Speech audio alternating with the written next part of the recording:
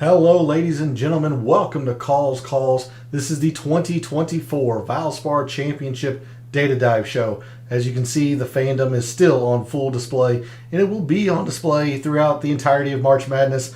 Hopefully, for my sake, it's going to last through the beginning of April. More than likely, it'll probably end somewhere in the next couple of weeks, unfortunately. But I'm still going to wear the fandom, and as always, if you want to give a little trash talk, jump into chat. Let me know who your favorite team is, who you are rooting for in March Madness, or simply whoever you have a betting interest in. I certainly fired off a few numbers that I liked in terms of championship odds, region winners, and all that stuff. But we aren't here for that. We are here for the Valspar Championship, and we're going to dig into everything. Copperhead course, and the players for the Valspar Championship. So let's not waste any more time on an elongated intro.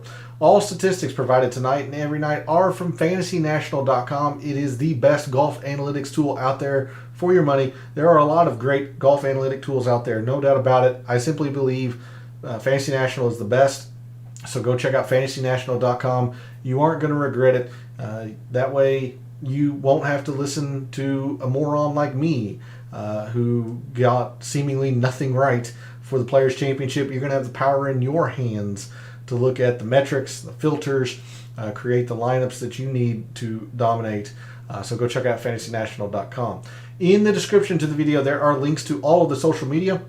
First off, my X and Instagram, where I posted some research earlier today around the past 7 champions of the Valspar Championship, the pattern that each of them share, and the players in the field this week who also follow that pattern in terms of potential champions. So if you want to see the weekly research that I do on the PGA Tour, then give me a follow at your preferred social media site.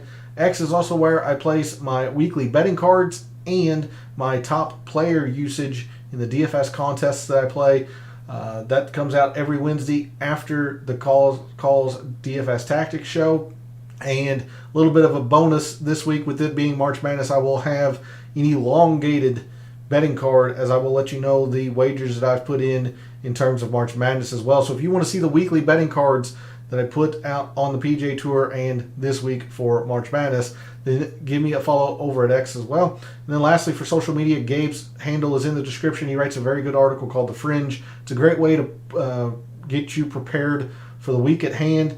And he continues to update you throughout the week in his own way, providing you his course history, recent form, and all of that. And if you are a subscriber to his article, which is free to do, by the way, you're going to be able to join us in his Substack chat over in Substack, as he is gracious enough to host me over there, and we continue the DFS talk after calls. We talk about game theory, one and done, our top plays, who or what area of the price board we are ignoring, all of that good stuff. So if you can't get enough DFS talk Wednesday evenings over or here at Calls, then you're really missing out. I suggest you go give him a follow over on social media and subscribe to that article. And the only way you're going to be able to join us in his Substack chat is if you are subscribed to his article. And then lastly, we are live. Chat is open. Want to hear from you all in addition to any March Madness you want to talk about.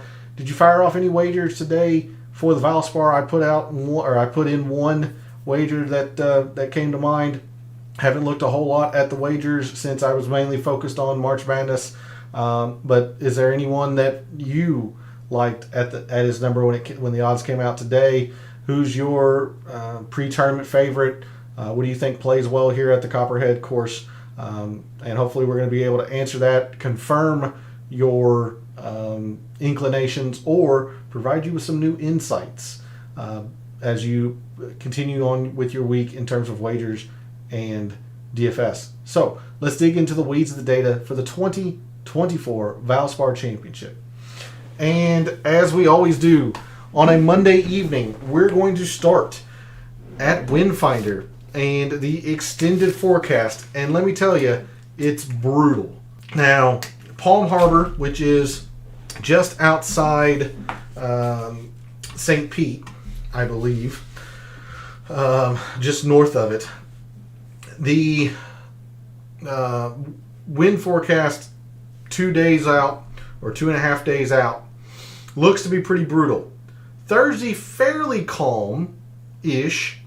Winds do pick up a little bit, but you see some rain late in the evening on Thursday, and look at all of this wind on Friday, Saturday, Sunday, even Monday. Just tons and tons of wind in the forecast for the Copperhead course. Potentially a washout on Friday. Florida weather is extreme, changes drastically very quickly. But as of right now, Friday looks like it could be a wash, but at the very least, just a whole lot of wind in play this week at the Valspar Championship. And of course, we will update this on Wednesday evening at the beginning of the DFS Tactics show. The super forecast doesn't go out too terribly far. In fact, we only get to Wednesday. So we'll definitely update this come Wednesday night, see if a wave or a half of the wave develops, a wave advantage, anything to that effect. But a whole lot of wind in the forecast. So as we move to Fantasy National, quite an easy transition into looking at performance in moderate and windy conditions in the past couple of years. In moderate and windy conditions, your top performers in the field this week: Xander, Justin Thomas, Jordan Spieth, Sam Burns, Harry Hall, Patrick Rogers, Sung Jae, Carson Young, Andrew Novak, and Adam Schenk are your top 10 in terms of wind performers the past couple of years. You see the number one wind performer, Patrick Cantlay, has starred. There are 3 field changes so far, and in fact, they did come in last night. So we'll have to edit a little bit of the rankings, or as we go through these top 10s, some of these players probably popped up on a couple of the metrics. Patrick Cantlay, Tom Kim, and Braden Shattuck have decided not to play this week at Innisbrook. So do make note of that. I don't think they were included in the DraftKings pricing, at least. But if you play in other places other than DraftKings, do make a note that these 3 players have decided not to play the Valspar Championship this week. With all the wind, Innisbrook is a very, very tough course already in the best of conditions. When you get wind like we are forecast to get, I don't see this playing anywhere or anything other than difficult. So in the past couple of years, your top performers when rounds have been difficult: Xander, Jordan Spieth, Tony Finau, Brendan Todd, Justin Suh, Ryan Fox, Andrew Putnam, Minwoo Lee, Thomas Dietrich, and Gary Woodland are your top 10 in rounds that have been difficult relative to par the past couple of years. Nothing to do with course architect. This is a Larry Packard design. Nothing to do with course length. If you wanted to look at the 72 to 7400, technically that's where Innisbrook falls. I don't like using this filter. I usually try to go to the extremes if a course is short or long. So I'm not going to use this filter this week. So there is a look at the performance for moderate and windy conditions, also on or in rounds that are difficult relative to par. Perhaps the only other filter that we could look at state performance, and really kind of only plays maybe to a couple of states. Texas, where we'll be in a couple, starting for the next couple of weeks. Florida, obviously, we're wrapping up the Florida swing, maybe Hawaii. But let's take a look at this Florida state filter and the courses that have that we've been the past 4 weeks or so. Of course, Bay Hill, long and difficult. Sawgrass, not necessarily long, medium length, but can play difficult as well. The Honda, what used to be the Honda, the Cognizant Classic, PGA National is short, but very difficult as well. So I think it might be interesting to see who has played the best in Florida the past couple of years.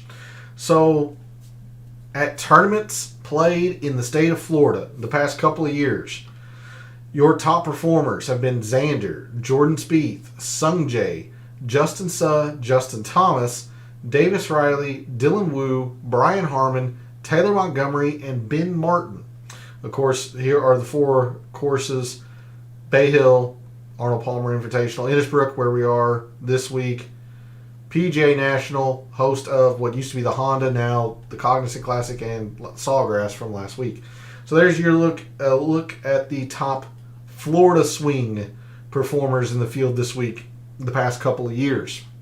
All right, with that, we are going to bring this back to just the 2024 calendar season, or calendar year 2024 season, as let's go ahead and go into these prior leaderboards, figure out the metrics that have played the best over the past couple of years, and the players who are in good form within those metrics coming into the field this week. So taking a look at last year, a little bit of an outlier, or I can't say an outlier, quite a bit of a long shot. Winning last year in Taylor Moore. Looking at the top 18 here, you see off the tee only really one player negative. Nick Taylor was so slightly negative that it's getting rounded to field average, but only one player negative in terms of off the tee, only 2 players negative in approach. This is a ball striking course. I think of it much more as a stroking and approach course, but you can't ignore the fact that most of these players were positive off the tee as well. Even if the raw numbers aren't as high. In fact, the highest I see here is a 3.3 from the winner. You had a 4.5 from Gary Woodland. Didn't do much else well that week, but second was Taylor Moore, your champion. You had several top 10s up here. Oh gosh, that is absolutely not what I meant to do. But you also had some miscuts, and that's why I think approach is going to be very, very, or at least a lot more important than off the tee, considering the majority of these players that were pretty good off the tee, if they weren't great with the irons either, they were pretty middling to a disaster. Now, Andrew Novak, a little bit different. He is a top 30 because he putt well, and we'll get into that. But majority of these players, if they didn't hit their irons particularly well, they didn't play well. They didn't score. Miscuts and clunkers of cuts made. So there's a look at the off the tee. We might have it a little bit just because you do have to have some prowess with it, considering all of these players, or all but one, really was field average or better. But if we take a look at and sort on the approach, yeah, you got some pretty poor finishes because they didn't putt well. But, a middling from Jason Duffner, top 10, top 5, top 10, winner, third, top 20, top 10, top 10, top 10. Iron play is crucial, is paramount here at Innisbrook. So just like we were last week with the Sawgrass, and I was really, really emphasizing the strokes gain approach, and it turned out to be correct. Thinking we're going to do that again this week with Innisbrook. We take a look at it around the green. You got some cut making up here.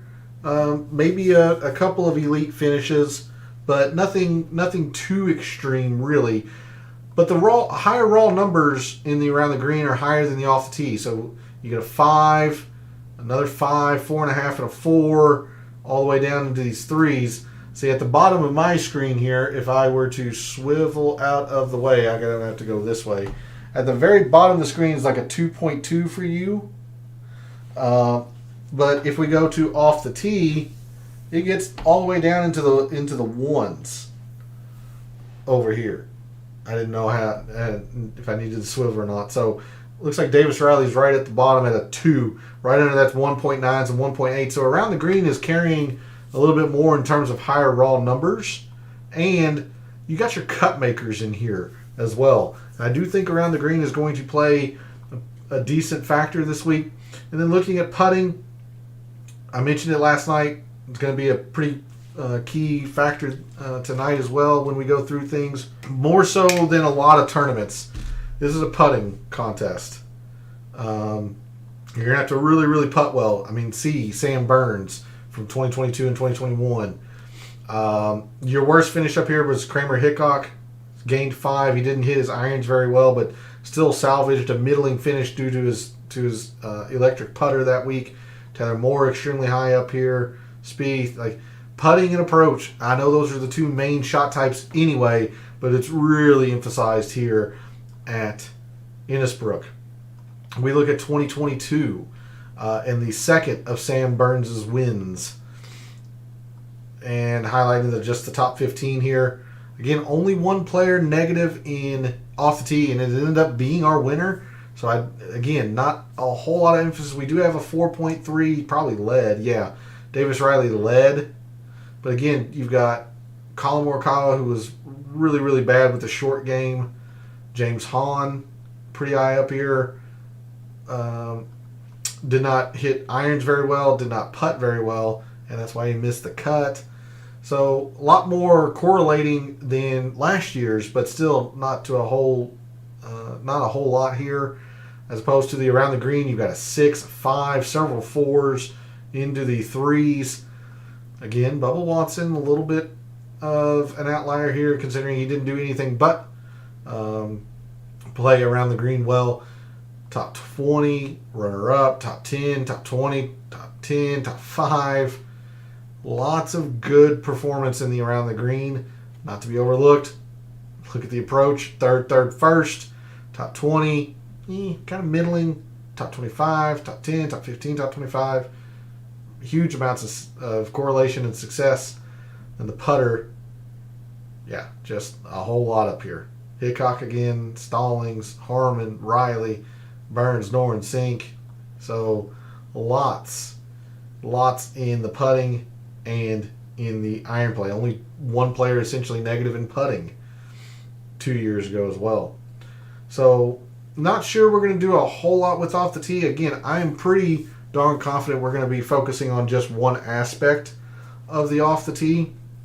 But I think we could probably go ahead and use the difficult relative to par filter. And when rounds are difficult, in the past 2 years, our top off-the-tee players have been Cameron Young, Keith Mitchell, Minwoo Lee, Tony Finau, Hayden Buckley, Sung Jae, Gary Woodland, Paul Barjon, MJ Duffy, and Justin Thomas. Maybe around the green, although we could look at around the green and long rough as well. Yeah, I'm just going to go ahead and take that off. Mainly I was looking at off the tee when it's difficult, knowing if players are having a hard time, who isn't going to take themselves out of the hole immediately. But instead, let's just go ahead and take a look at the 2024 calendar season. Our top approach players, strokes gained approach players in the field this week for the Valspar Championship: Tony Finau, Andrew Novak, Lucas Glover, Carson Young, Doug Gim, Nick Taylor, Scott Stallings, Parker Cootie, Keith Mitchell, and Victor Perry are our top 10 in terms of strokes gained approach. Around the green, I might end up using the long rough filter for this, but right now I'm just going to take a look at around the green in terms of a big picture view, if you will. Sorry, as I'm trying to swivel out of the way of each of these. Our top around the green players: Mav McNeely, S.H. Kim, Mackenzie Hughes, Andrew Novak, Jorge Campillo, Wilson Furr, Aaron Baddeley, Xander, Brendan Todd, and Troy Merritt. Lastly, I'm going to have to remove this 2024 filter again, as need to bring in the Poa Trivialis. So we're going to be looking at Harbor Town. We're going to be looking at Innisbrook, Quail Hollow. These are the same courses from last week when we looked, or what we looked for at TPC Sawgrass. So Quail Hollow, the stadium course, not to be confused with TPC Sawgrass, stadium course for the Amex, TPC San Antonio, San Antonio. Make sure I can. Yep. Sawgrass and Scottsdale. These are the courses that have Poa Trivialis overseed. Our top putters. Let's go in the past 2 years. On Poa Trivialis overseed, Sam Burns, Matt Kuchar, Taylor Montgomery, Justin Suh, Brendan Todd, Sam Ryder, Chad Ramey, Billy Horschel, Ben Griffin, and Troy Merritt. So give these players a pretty good boost. And any of these players that are excellent with the approach and the putting is who we're wanting to target this week. Okay. We're going to remove those filters. I am going to look at the difficult relative to par filter as we get ready for the next page view. And that page view is driving in greens. We talked about it last night. We saw it in Microsoft Excel compared to the other courses. Distance just isn't a big thing. It was a little bit correlating for your extreme upper end of the leaderboard, but look at, the top 10s to the top 20s. I mean, almost all of them were negative. It's just not a big factor here at all. Instead, look at this good drives gain. Taylor Moore, 7.9, 9.9 from EVR, 8.9, 5.9, and the greens as well. Pretty solid. So looking at just the top 18 due to ties, 2 to 3 players negative in good drives gain, only 1 negative in greens. If we sort, pretty solid. I mean, Ben Martin's a middling finish. Duffner's a middling finish. Damon is a clunker, but pretty solid. Taylor Moore is extremely high up here in good drives gained. Greens, Taylor Moore is second, but a little less correlating. You got a lot more middling to clunker finishes around here than you do with the good drives. You got several top 10s, a top 20,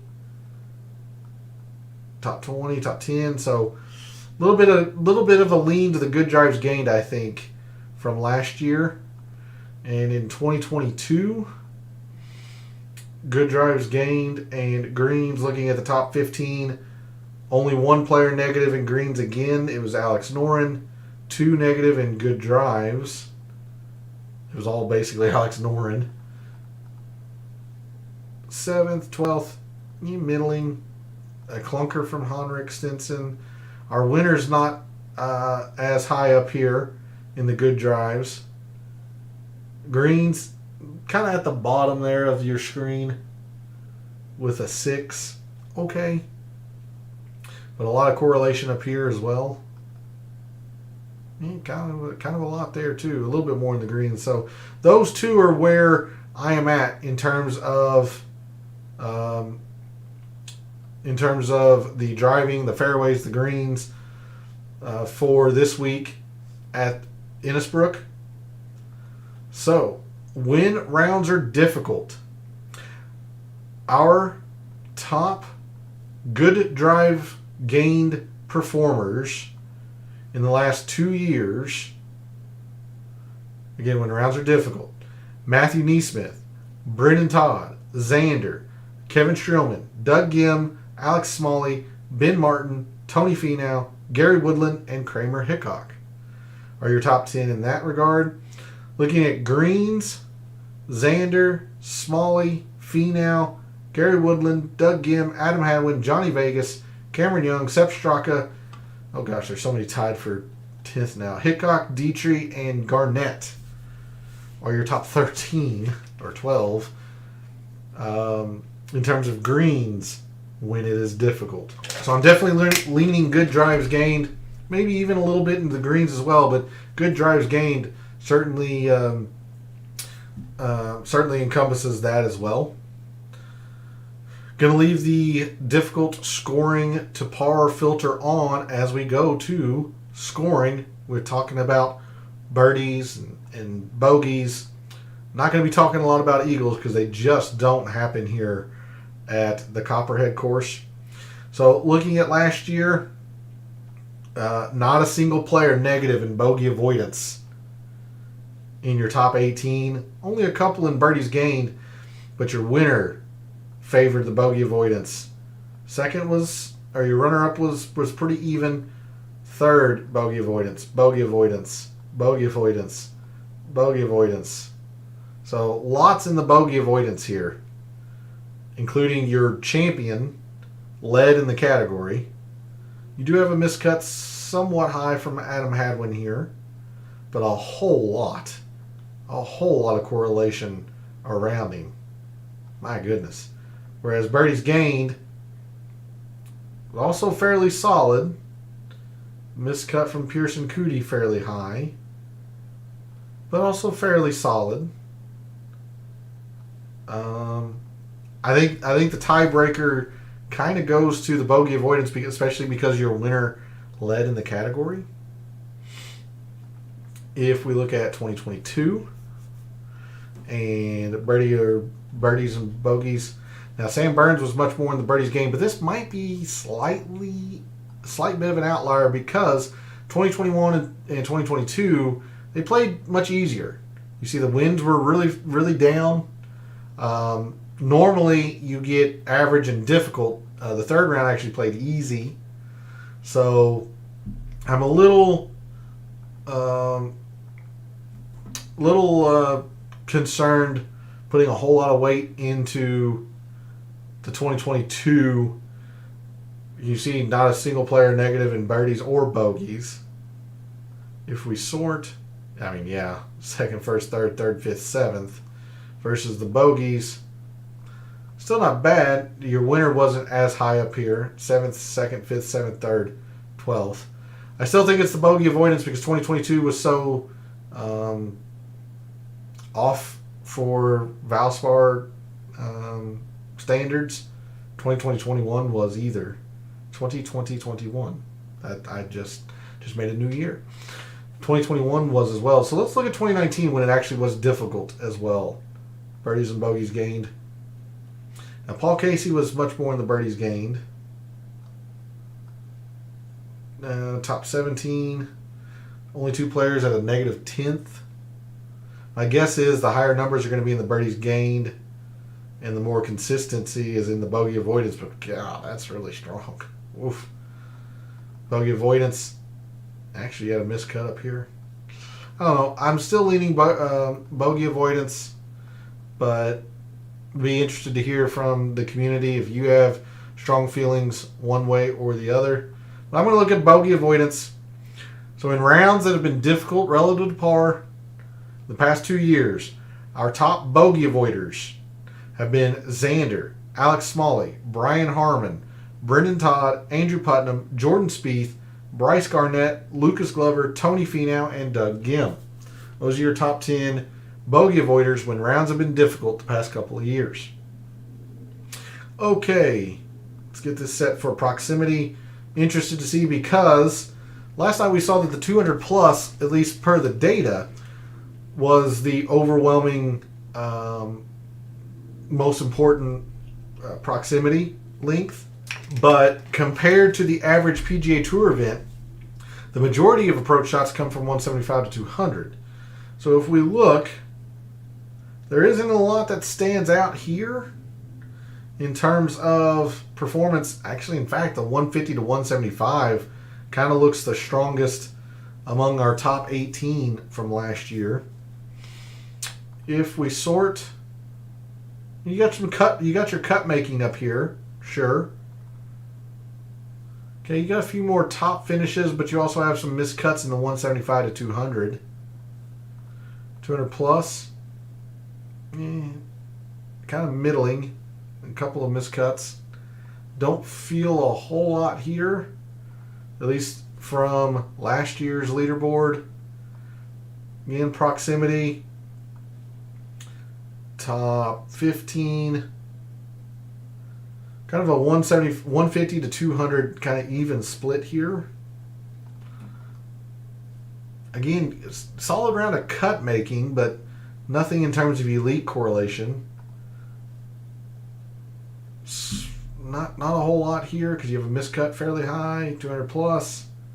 Not a whole lot here, so I just don't see a whole lot in the proximity because to be fair, the majority of our approach shots, I mean, it's pretty evenly balanced. 20%, 23.5%, 23%. I mean, more often than not, we're going to be looking at, players are going to be hitting the majority of their shots 150 and beyond, just due to the forced layup nature of Innisbrook. So, in fact, I just think I'm going to skip proximity. And if I include it in the final mixed condition model Wednesday night, I'll go into my thought process then on why I included it. But I don't see anything right now that would signify that we should include it. Okay, let's move to par threes. This is interesting because there are 5 of them here, and I do think they're going to carry more weight than what the data suggests, although Taylor Moore was pretty even on them last year. Remember, we have 1 in this bucket, 3 here, and 1 here. But this one measures 195 on the scorecard, so it could easily go into the 200 plus if they want to lengthen it, moving tees and pins around. So par threes didn't contribute a whole lot last year. In fact, Ches Reavie was really good at them with a missed cut. So not a lot of direct correlation last year in terms of the par threes. 2022 par threes, a little bit more what you would expect with Sam Burns playing them pretty well. Only 1 player negative in the top 15. 2 years ago, it looks like the 175 to 200 actually was the more important one, in fact. Oh yeah, look at this correlation. Other than Luke Guthrie, that's some really strong correlation on performance on par threes. Okay. If there's a range, it's probably this one, but that doesn't make a lot of sense considering only 1 falls in this bucket here. So let's just look at par threes in general, and then we'll go into Excel and really see and dive in if there's a more important range, which I don't think there is. So our top par 3 performers in the field this week: Billy Horschel, Grayson Sigg, Chan Kim, Michael Kim, Keegan, Ben Silverman, David Skins, Davis Thompson, Jorge Campillo, and Chad Ramey. Do not look who is lurking right outside the top 10. It's Sam Burns again. So, important stuff to note there. We move to the par 4s. Last night it showed that the 400 to 450 was the most important range. Kind of playing out that way, at least last year again. Only 1 player negative in them. You also got the highest raw numbers in here. Oh my gosh, look at this. 7th, 19th, 1st, 2nd, 3rd, 10th. A couple top 20s as well. Very solid there. Very solid. I imagine our winner led in par 4s in general. So, important to note that. They are going to have a little bit less importance just because there is only 9 par 4s here with the added par 3. But again, look at Davis Riley here, 8.7 in the 400 to 450. Wow. Yeah, only 1 player negative in the 400 to 450 again. Yeah, 2nd, 5th, top 25, 3rd, 7th, top 15. Kind of middling from Victor, winner. Yeah, we're looking at 400 to 450 this week in terms of par 4s. So your top par 4 performers in 2024 at par 4s, 400 to 450 yards: Christian Bezuidenhout, Cameron Young, Nico Echeverria, Patton Kizzire, Taylor Montgomery, Eric Cole, Peter Malnati, Andrew Putnam, Bilden Silverman, and Davis Thompson are your top par 4 performers this week at the length of par 4s that seem to be the most important here at Innisbrook. Lastly, we'll check par 5s. Taylor Moore had played them okay, not great. Spieth was really good. But look at even the players that are showing up as negative, other than Doc Redman, they're all right at field average. So, yeah. Now, 3 of the 4 par 5s fall to this range here. That's where Spieth did most of his damage. In fact, that's where the majority of all these coming. 6 of the 7, 5 of the 4. In fact, Smalley was bad at the others, but still squeaked out a middling finish because he was good at this range here. Yeah. If we look at par 5s in general, kind of a match in terms of strokes gained. And then 2 years ago, Sam Burns really took advantage of the par 5s. Davis Riley did not, but look where he was good at this specific range. 3rd, 1st, 3rd, 5th, 7th, 15th. Pretty darn strong. 21st, 3rd, 7th. A little bit less in terms of correlation direct in the range, but with 3 of the 4 falling there, and when we go to Microsoft Excel, we'll see that this range really is the be-all, end-all. So, top par 5 performers from 550 to 600 yards in the field this week. Sam Burns, Tyler Duncan, Ryan Fox, Andrew Novak, Rafael Campos, Michael Kim, Bo Hostler, Parker Cootie, Adam Long, and Tony Finau. All right. With that, we've covered the prior leaderboards and taken a look at the top 10s and some various metrics. Let's move to Microsoft Excel. First thing I like to do on a Monday night, let's take a look at the mixed condition model that I made for last year's Valspar, see how it did in terms of results, how predictive it was. Look at my top 20, 5 missed cuts, so a little bit on the higher end, but with this course being pretty volatile, it's acceptable, I say. Obviously, you wanted to get a little bit less, but it's okay. I had a 3rd from Tommy, who was extremely popular, sure. Top 10 from JT, no surprise. Spieth was a top 5. Wyndham Clark, really, like Doug Gim, less than 1%. I had in my top 15, and he top 30s. That wasn't a very that was an okay play, considering you had less than 1%. It probably allowed us to squeeze in some greedier lineups like JT and Tommy Fleetwood, David Lingmerth as well in the low 7s, about 6%, top 30. Sam Burns, he was out. He was not in very good form at all, but just loves this place. But the winner, Taylor Moore, I was nowhere near. He was all the way down here at 109th. I was nowhere near him. Apparently, a few members of Fantasy National were on to him.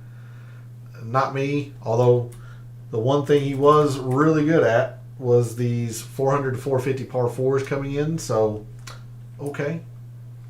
Maybe a little bit of a feather in the cap there. But what did I look at?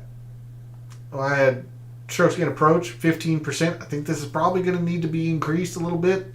I don't know if I'm going to go to the full 25% like I did at Sawgrass, but this is one of the more important aspects of Innisbrook. So I do think we're going to want to look at some approach. Good drives gained makes a lot of sense, especially difficult to par. So that's another metric and filter combination I'm just going to bring straight into this year's. Maybe not 15%, might back it off to 10%, but I like that. Par 3s, 15% with the extra par 3. 5 of them here in Innisbrook. It makes a lot of sense to put some more weight in there. Although I don't think it turned out all that well. And we'll see here in a little bit. I also had 5% in the specific 175 to 200. 15% in 550 to 600 par 5s. Probably just going to be a straight copy. I believe this is the most important length. I want to emphasize them because you're going to have to score on those here. 10% around the green, long rough. Whether or not I use the long rough filter or not. But I am going to have some around the green. 10% bogey avoidance. 10% 400 to 450. Okay. And that's where all of the par 4 percentages came in last year. 5% scrambling. So one really, really glaring omission from last year's mixed condition model was putting. I did not factor in any putting into my mixed condition model, and I think that is just wrong. That's just an error. We're definitely going to be looking at some putting this year. How predictive were these? Not great. They actually weren't all that great, considering there were only 136. I say only, but 136 players. We're looking at trying to get into the low 50s, maybe even beat 50 for some of the metrics to be, in tune. Predictability-wise, approach was not good. Good drives gained wasn't good. Around the green was okay, and that's why I'm still kind of stubborn, thinking that the around the green is going to have a little bit of a say. The par 4s weren't very good. Like, none of these were just very predictive, and I think we can contribute that to just how volatile Florida golf is, one, but especially Innisbrook, because it is just so darn difficult. But none of these were particularly predictive. So, and it's a big oversight not to have any putting in here. So definitely some room for improvement. Absolutely. How are we going to improve the mixed condition model? Well, with that, let's go ahead and take a look at some deep dive data into Innisbrook by itself, or focus solely on Innisbrook. Last night, we looked at Innisbrook versus the average full field course. Let's just dig into Innisbrook by itself. You see in 2022, the irons played extremely important. They haven't been all that much the other 3 years, so perhaps that's just a big outlier that we need to think about. But look at putting. It has always been generally a very important metric here. The around the green has been pretty solid, pretty consistent, although it is losing a little bit. It is on a downward trend, but it's still been fairly consistent. So, gonna look at approach. Definitely need some putting. I don't know why I didn't have any putting in the mixed condition model last year. That's just wrong. Can't believe I did that, but proof was there. And a little bit of the around the green. I'm a little torn off the tee. Looking at distance, greens, good drives. Look, 3 of the 4 years, distance has actually been negative for the players that have finished in the top 30. 2022, it did matter, but I'm going to believe in 3 of the 4 years, the distance is just flat out negative. Good drives, pretty solid, but the greens have been big. This is a huge outlier. I mean, just a demonstrably huge outlier. Look, it actually comes below the good drives gained if you remove that. To be fair, this is a pretty big outlier as well. So, still looking at good drives, I think. But probably not to the 15% that I did last year. Probably going to drop that, especially to incorporate some putting. Moving to scoring, very rarely, very, very rarely do you see bogey avoidance with the higher raw number, and you actually have a higher raw number in bogey avoidance. Look how consistent it's been in the past 3 years, and it's on an upward trajectory, upward trend. So we're definitely going to be looking at the bogey avoidance here. Par 3s, 4s, and 5s is where we really, really gain a lot in terms of how a course plays. Looking at par 3s, yes, the 175 to 200 is the most important range in terms of the strokes gained. And it is, almost doubling the 200 to 225. But overall, 0.8 out of a 1.65, it is not quite 50% of the total of par 3s. So I really think we're looking at just the totality of par 3s here. There are 5 of them. You've got a few that are in the low 200s, so they could switch and jump back and forth between the buckets here. And in fact, they've dropped that 195 par 3 all the way down below 175 every single year as well. Because there are 0 par 3s measured to this length on the scorecard. So we're probably just looking at all par 3s.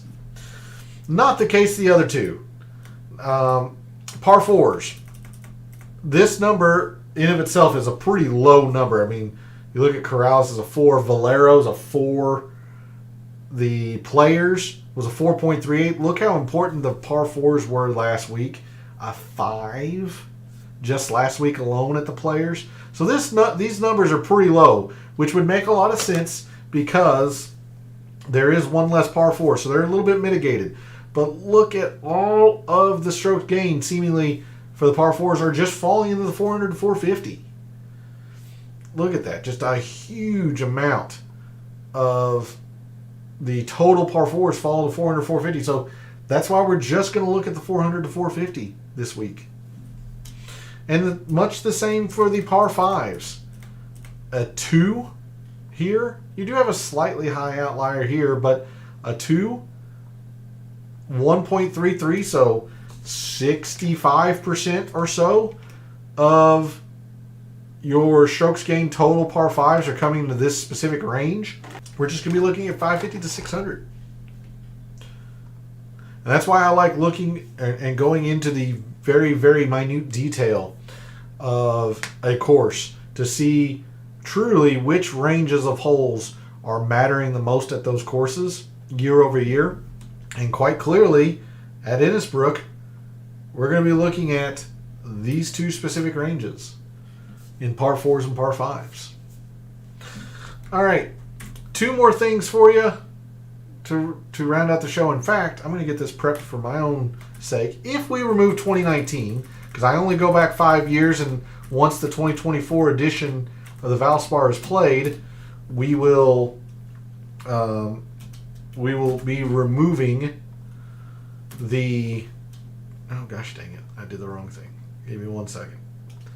We're going to be removing the 2019. Yeah, I mean, still putting. Now, the fairways, even though they haven't been very high, they've been very consistent, which I like as a statistician. Something to think about.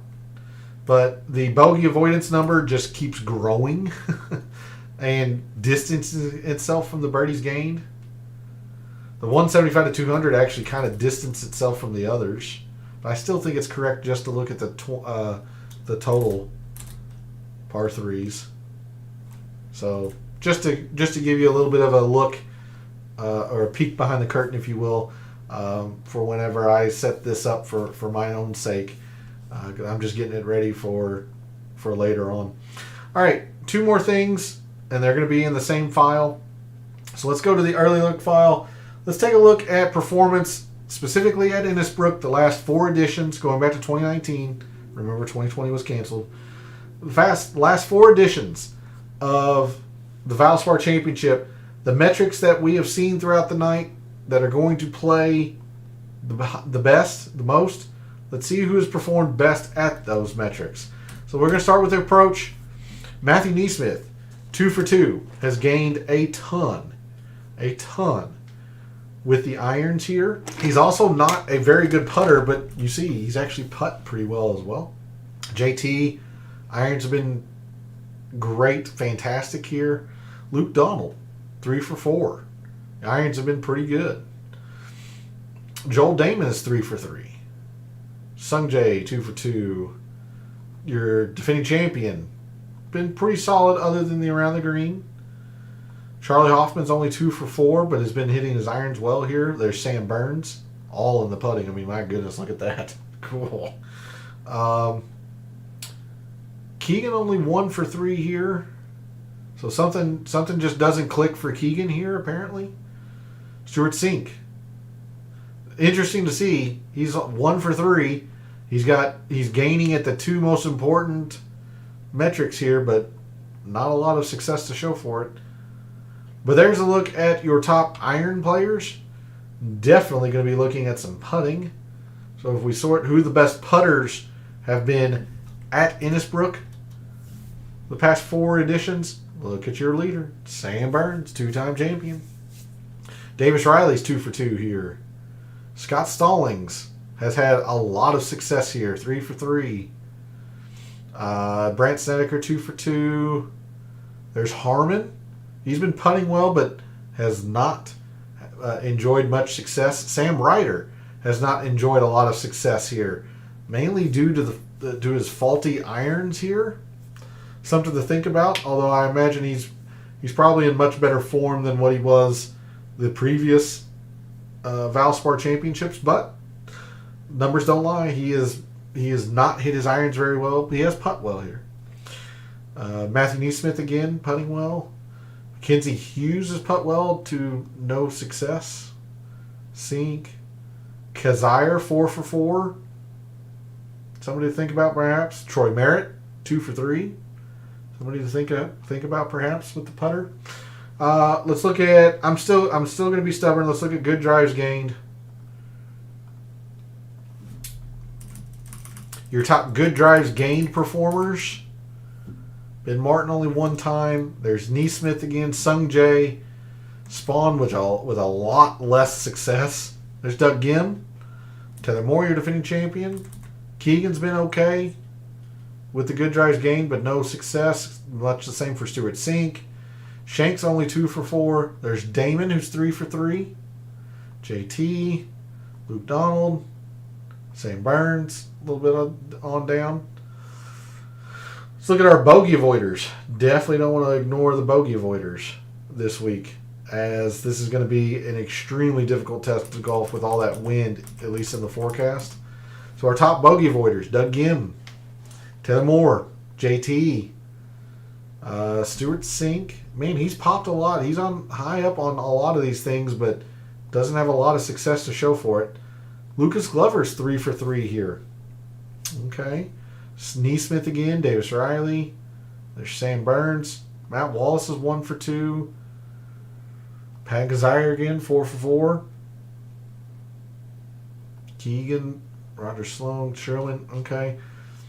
We're going to round this out with the par 3s and then the specific lengths of 4s and 5s. And I do want to show you some research.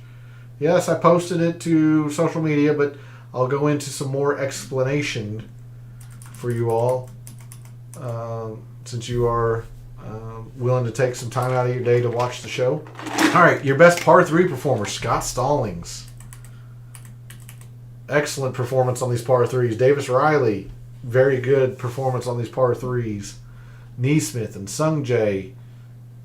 Troy Merritt, a little bit less in terms of overall success, but still 2 for 3. There's Sam Burns. Brandt Snedeker, 2 for 2. Michael Kim's not been good here, but has played the par 3s well. He just hadn't played the par 4s or the 5s well. A little bit less in terms of success. There's Luke Donald again, Sig. So your upper tier performers have performed well, and that's why I think par 3s are going to carry a decent amount of weight. Par 4s, 400 to 450. Blair, there's Davis Riley again. Lucas Glover, JT, Kazire, Bramlett, 3 for 3. Okay. Harmon, not so much. Joel Damon again. Gim, on down. And then lastly, in the early look file, let's take a look at those par 5s, 550 to 600. You definitely have to play these par 5s well if you're going to play Innisbrook well. So Spieth, only one time. There's Sam Burns. Strokes gained total leader by miles here at Innisbrook. Neesmith, again. JT. Sung Jae. Keegan again. Wallace, Smalley. Xander, only 1 for 1. Grayson 6, 2 for 2. Not a whole lot of success to show for it, but 2 for 2. Johnny Vegas, 2 for 3. All right, I will bring this to your top finishes. Sorted there. To round out the show tonight, let's go into some specifics on the patterns of champions. Now, Innisbrook went through a pretty extensive renovation, or or restoration in 2015, in the summer of 2015. So I went ahead and have kind of started my research around 2016, around in here. So let me put some kind of barrier here for you. The tournaments that are highlighted in yellow are the tournaments that were played on Poa Trivialis. So the players. I want you to notice something with our champions of the Valspar. Poa Trivialis. Boom. 1.6. Not fantastic, but definitely gained. Wampo. Gained. Yeah, he lost at the American Express, but recency. Gained. Sam Burns. Gained 4.5 at the Players. Here's the outlier. Sam Burns in 2021. He lost strokes both at the Valero and the Players, but on the same surface, Poa Trivialis, he gained 11 earlier in the year. 11 video game. I mean, stupid video game numbers. Paul Casey lost. Wampo. Amex. Just huge amounts of putting correlation. That's why I still can't believe I didn't put any putting in last year's mixed condition model. That's an oversight. Going to correct that this year. Would you notice something else with the Valspar? Look at the performances coming in that calendar year. Yes, you had a winner, but not a lot here. He had several top 15s earlier in the season. Did Taylor Moore. Sam Burns in 2022 had a top 10 and a top 20. Sam Burns in 2021, top 5, top 20, top 25. Paul Casey, good amount of success. Casey again, good amounts of success. So recent form, especially in the new calendar year, also pretty darn big factor in the champions. That was part of that. That was one of the criteria, is to have some very good recent form, along with some putting and a couple other things too. Last thing I'll show you, this winner matrix, which I've shown you a few times. It's the performance of the champions at that course and how they performed leading up to their win. Again, you see the barrier for Schwartzel since 2016, or the summer of 2015. Innisbrook went through a pretty extensive restoration. Look, first time he'd ever played it. Adam Hadwin had very little amounts of success. Paul Casey had not played it since 2014. Then wins and wins again. Now Sam Burns has just loved Innisbrook. Taylor Moore, miscut. What I'm getting at with this is, don't get hung up on previous course success. Now, yes, Sam Burns, he just loves Innisbrook for some reason. He just loves Innisbrook. A lot of it's probably around the putting, would be my guess. He just really likes these greens. He is the number one putter on Poa Trivialis. But you don't have to have a lot of success at the course to win. So keep that in mind as you're going through your wagers, your DFS contests, and filling out your lineups this week. But I'll bring you back over to the stats as we end off the show. I want to thank everybody for tuning in this week and tuning in tonight. Really appreciate it. Thanks for all the support, whether that's liking the videos, commenting, subscribing. It helps me out a bunch when you all do so. Love what I do, taking an in-depth look at sports statistics, giving you a statistician and data analyst's view of what he sees, trying to help us all win a little bit of money in the process. Sometimes it works, and sometimes it's like the players and really bad. But such is the way things are around when we try to play a little bit of DFS, and we don't have control of the outcomes.